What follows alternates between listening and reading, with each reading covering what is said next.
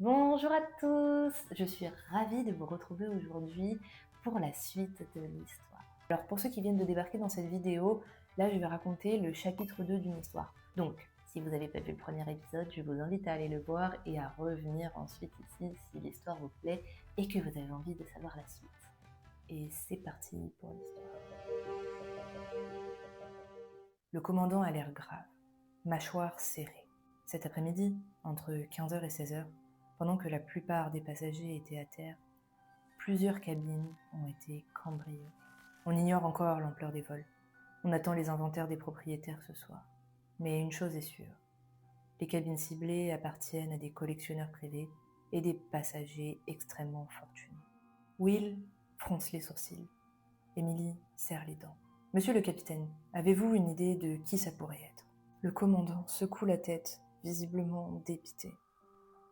L'éclipse, soupire-t-il. Et le pire, c'est que les caméras de surveillance ont été piratées. Entre 15h et 16h précisément, écran noir. Plus rien. Soit les images ont été effacées, soit le système a carrément été bloqué. Bref, peu importe la méthode, c'est du travail de pro. Il marque une pause, puis reprend, le regard sombre. Ces derniers mois, plusieurs paquebots de luxe comme le nôtre ont été visés. Même mode opératoire, des équipes de voleurs ultra organisées. Et jusqu'ici, aucune arrestation. Les autorités piétinent.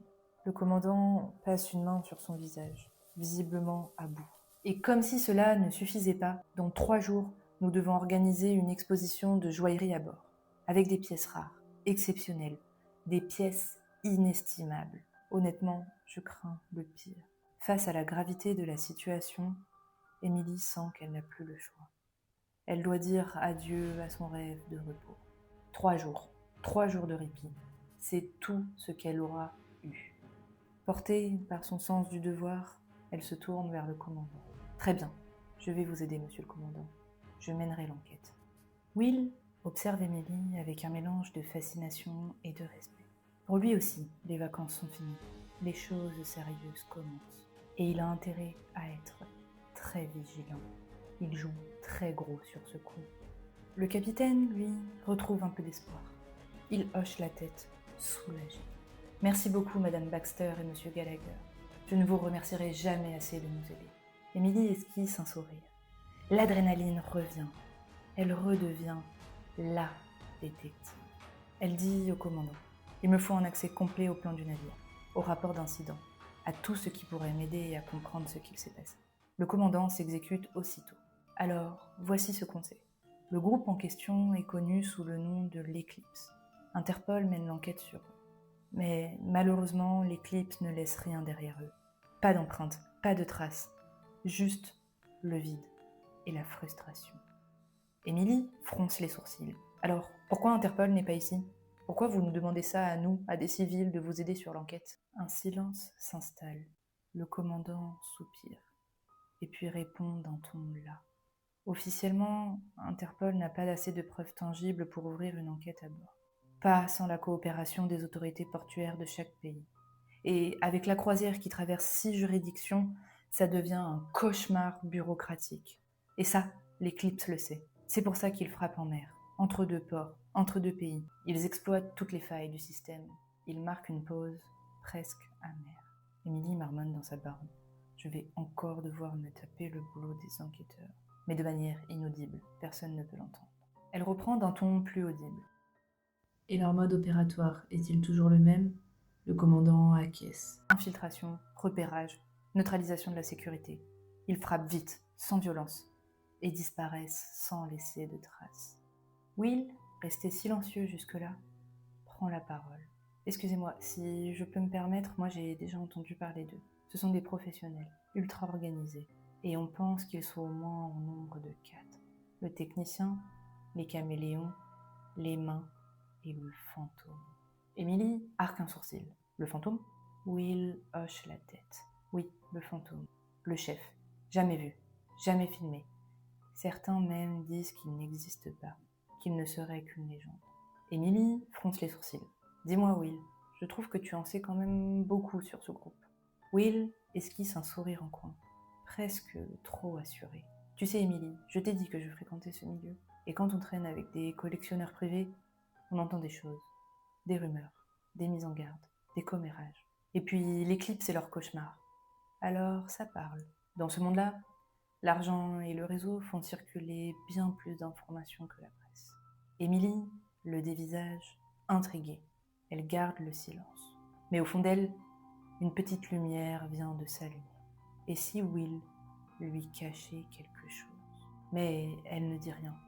Elle garde ses pensées au fond d'elle.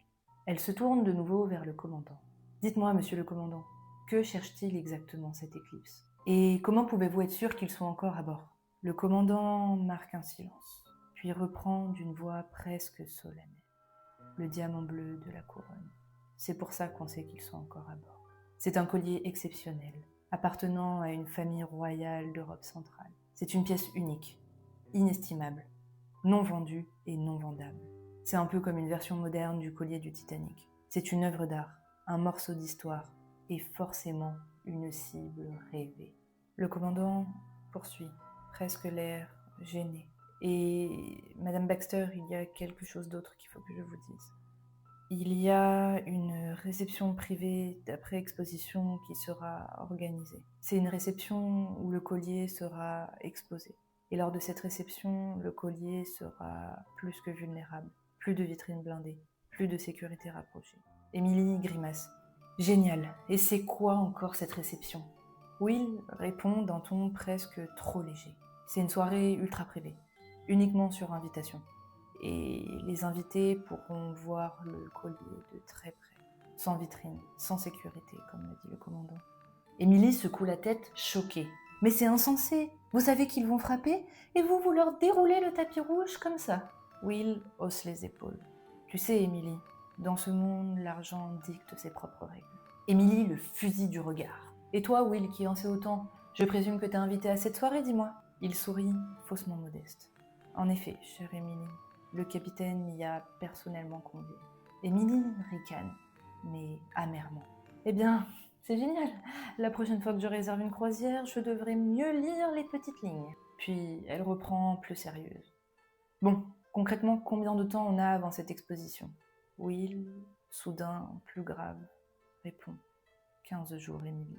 On a 15 jours. » Émilie soupire. « Eh bien, c'est encore une super nouvelle. On a 15 jours, et ben mettons-nous au travail tout de suite. » Un silence tombe dans la pièce. Mais derrière l'assurance d'Émilie, une tension invisible plane. Car ce qu'ils ignorent, c'est que quelque part dans l'ombre du navire, l'éclipse les observe